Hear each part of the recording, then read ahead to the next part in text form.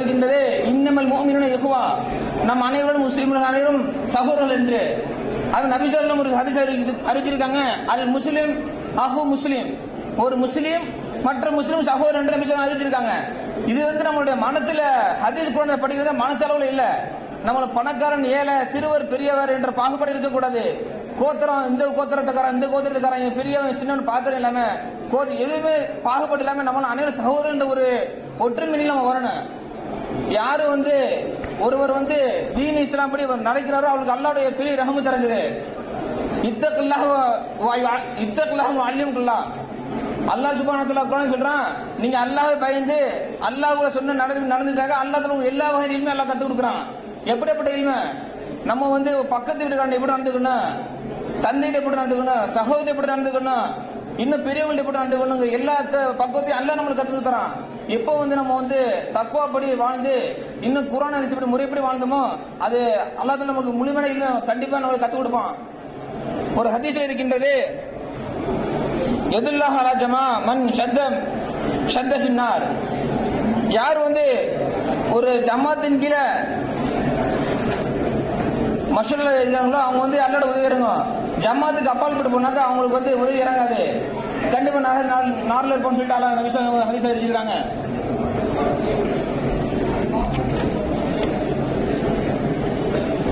அதுபோல மற்றொரு குர்ஆனில் அல்லாஹ் தஆலா சொல்லியிருக்கிறான், இன்ன அக்ரமக்கும் இன்தல்லாஹி அத்காக்கும், உங்களிலே நிச்சயமாக அல்லாஹ் தஆலா கண்ணியத்தை பார்ப்பதில்லை, அல்லாஹ்வுடைய தக்வாவும் இறையச்சலை தான் பார்க்கின்றான் என்று. உங்களை சிறந்தவர் யார் என்றால் உங்களுடைய யாரு அல்லாஹ் எந்த அளவுக்கு பயப்படுறோம் அவங்க சிறந்தவர் என்று மற்ற குர்ஆனில் அல்லாஹ் தஆலா சொல்லியிருக்கின்றான்.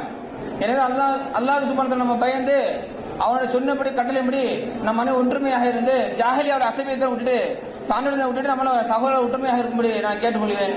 அஸ்ஸலாமு அலைக்கும் வாஹிதுல்லாஹி அல்ஹம்துலில்லாஹி ரப்பில் ஆலமீன்.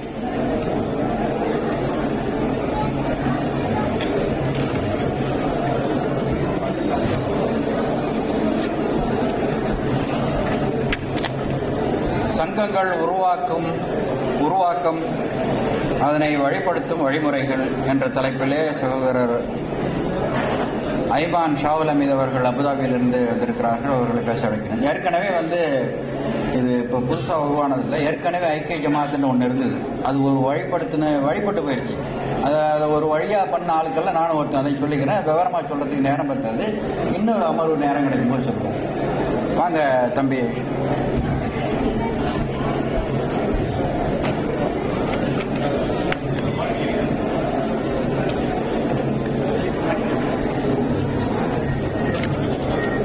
அஸ்ஸலாமு அலைக்கும் வரஹ்மத்துல்லாஹி வபரகாத்துஹு.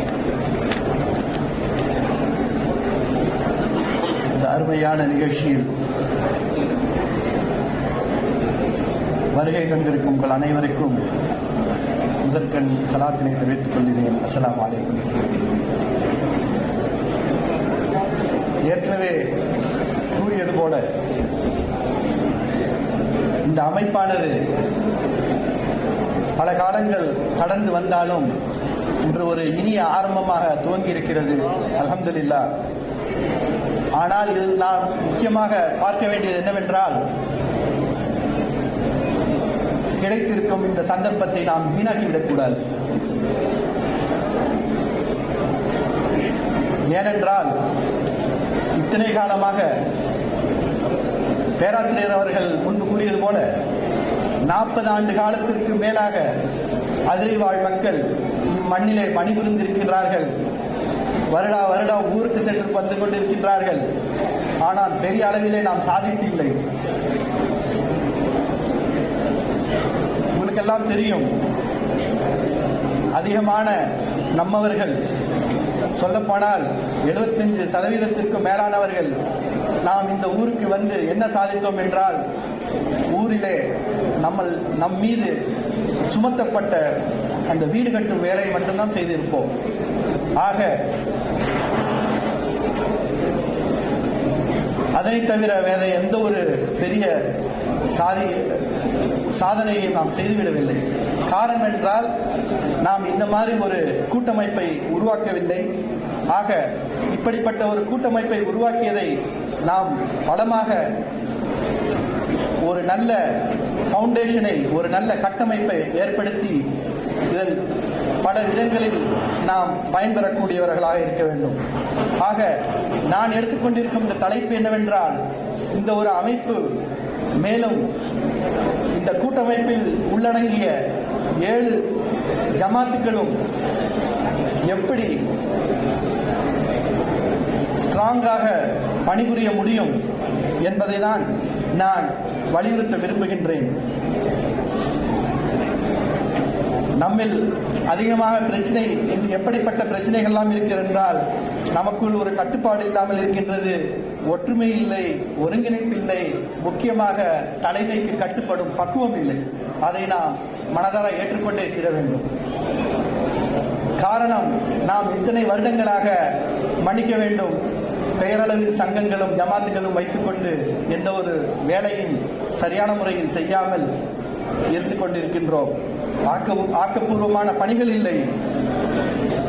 நம்மிடம் மனித வளம் இருக்கிறது, நம் ஊரிலே இடவசதி இருக்கிறது, பொருளாதாரமும் இருக்கிறது.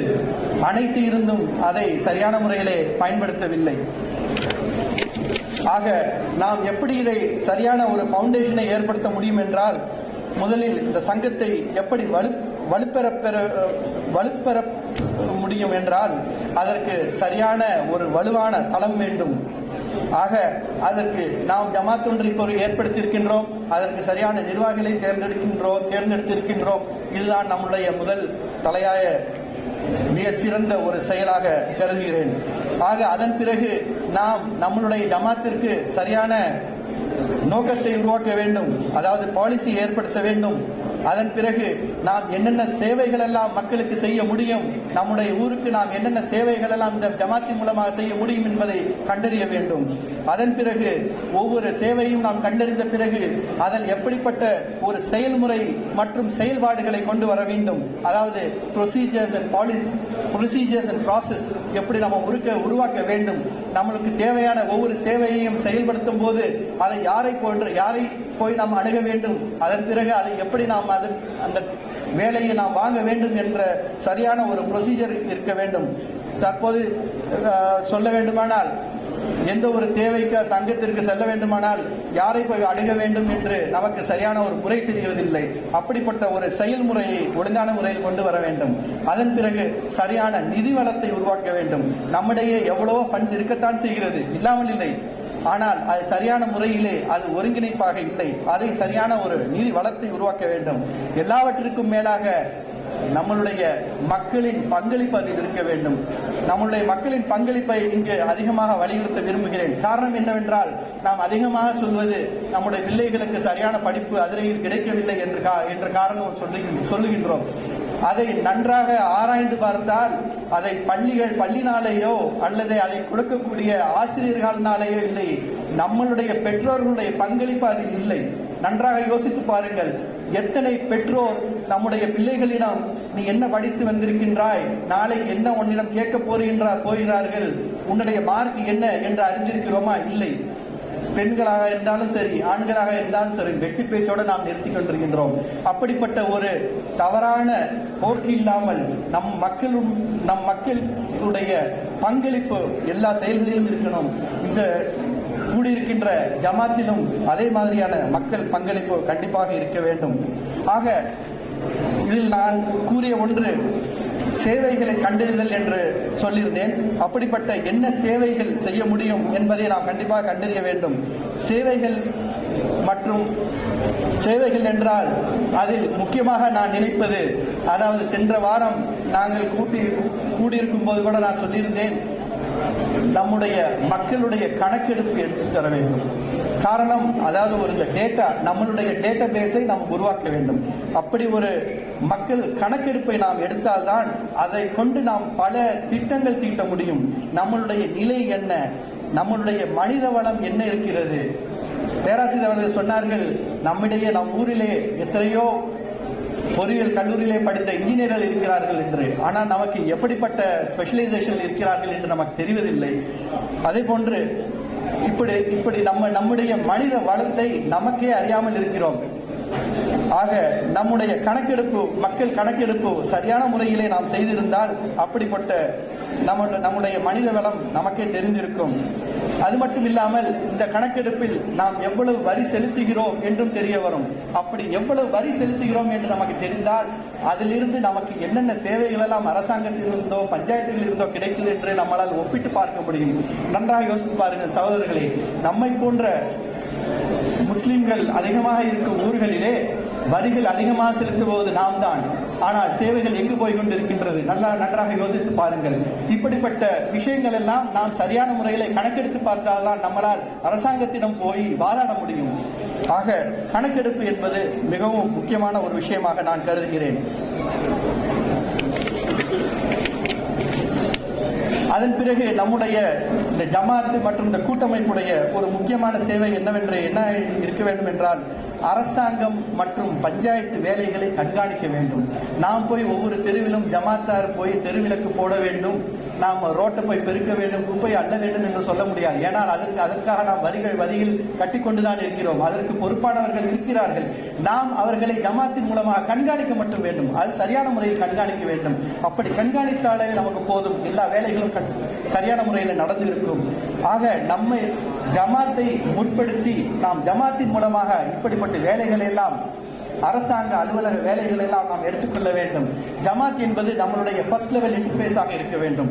நாம் நம்மளுடைய ஜமாத் என்பது ஒரு சிறிய கவர்னன்ஸ் ஆக இருக்க வேண்டும்.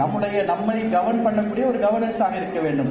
நம்மளுடைய எந்த தேவைகள் இருந்தாலும், அதாவது நம்முடைய ஒரு திருமண விவகாரம் சம்பந்தப்பட்ட ஒரு பிரச்சனையாக இருந்தாலும் சரி, அதுக்காக நாம் நேராக கோர்ட்டுக்கு செல்லக்கூடாது, ஜமாத்தின் மூலமாக தான் போக வேண்டும். முதலில் ஜமாத்தை அணுக வேண்டும். அதில் தீர்வு கிடைக்காவிட்டால் மற்ற அடுத்த நிலைக்கு செல்ல வேண்டும். இது இப்போது நடந்து கொண்டிருக்கின்றது. இதே போன்று மற்ற பிரச்சனைகள், அதாவது நம்மளுடைய நெய்பர்ஸோட நம்மளுடைய நெய்பர்ஸோட எதுவும் பிரச்சனை இருந்தால் நாம் போலீஸுக்கு போகக்கூடாது, முதலில் சங்கத்துக்கு செல்ல வேண்டும்.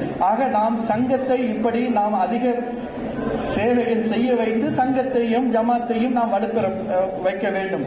இப்படிப்பட்ட ஒரு சேவைகளை கொண்டு ஜமாத்தை நாம் ஸ்ட்ராங் ஆக்கினால் ஜமாத்துக்கும் நம்மேல் நம்பிக்கை வரும், நமக்கும் ஜமாத்தின் மேல் நம்பிக்கை வரும். ஜமாத் இந்த ஊரில் இருக்கக்கூடிய நமக்கு ஏன் இவ்வளவு கவலை என்றால், கண்டிப்பாக நமக்குத்தான் கவலைப்பட நேரம் இருக்கிறது. அதை பற்றி அதிகம் நினைக்கக்கூடிய நேரமும் சந்தர்ப்பம் நமக்குத்தான் இருக்கிறது ஊரில் உள்ளவர்களை விட. ஆக நம்மளுக்கு கிடைத்திருக்கும் இந்த பொறுப்பை, நமக்கு கிடைத்திருக்கும் இந்த அரிய வாய்ப்பை நாம் பயன்படுத்தி இதனுடைய ஃபவுண்டேஷனை ஸ்ட்ராங் ஆக்கி நாம் இதிலிருந்து பல காரியங்களும் இன்ஷா அல்லாஹ் செய்து கொள்ள வேண்டும் என்று கூறி வாய்ப்பளித்தமைக்கு நன்றி கூறி விடைபெறுகிறேன். அஸ்ஸலாமு அலைக்கும்.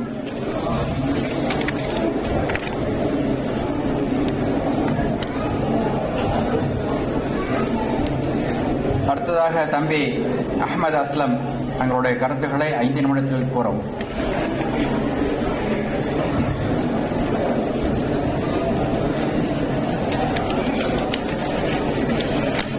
பிஸ்மில்லாஹிர் ரஹ்மானிர் ரஹீம். இந்த கூட்டத்திற்கு வருகை தந்திருக்கும் அனைவரையும் வரவேற்று என்னுடைய சலாத்தினை தெரிவித்துக் கொள்கின்றேன். அஸ்ஸலாமு அலைக்கும். எல்லா புகழும் இறைவனுக்கு. இந்த அமைப்பு AAMF இது அதிரை வாசிகளின் தூய்மையான எண்ணம் கொண்டவர்களின் முற்போக்கு அமைப்பாகும். இதில் எவ்வித சந்தேகமும் வேண்டாம். முன் துவங்கப்பட்ட அனைத்து முஹல்லாவின் சங்கங்களையும் இது உறுதிப்படுத்தும். நமதூர் அனைத்து முஹல்லா வாசிகளையும் ஒருங்கிணைக்கும் ஒரே அமைப்பாகும். நமதூர் அனைத்து மக்களின் நலன்களில் கவனம் செலுத்தும். இதில் எந்த அமைப்பின் கருத்து திணிப்பும் இருக்காது, எந்த ஒரு தனிநபரின் கருத்து புறக்கணிப்பும் இருக்காது. இவ்வமைப்புக்கு முன்பு தடபுடலாக ஆரம்பிக்கப்பட்ட அமைப்புகள் எல்லாம் தடம் புரண்டு விட்டன. பல தொண்டு அமைப்புகள் எல்லாம் துவண்டு விட்டன. 10ஓடு 1 அத்தோடு நின்று விட்டன. இந்த அற்புதமான விழாவிற்கு அழைக்கும் பொழுது இந்த அமைப்பு தேவைதானா என்று சிலர் என்னிடம் கேட்டார்கள். அவர்களுக்கெல்லாம் பதிலளிக்கும் முகமாக நான் பணி செய்யும் சாப்ட்வேர் துறையிலிருந்தே விளக்குகின்றேன்.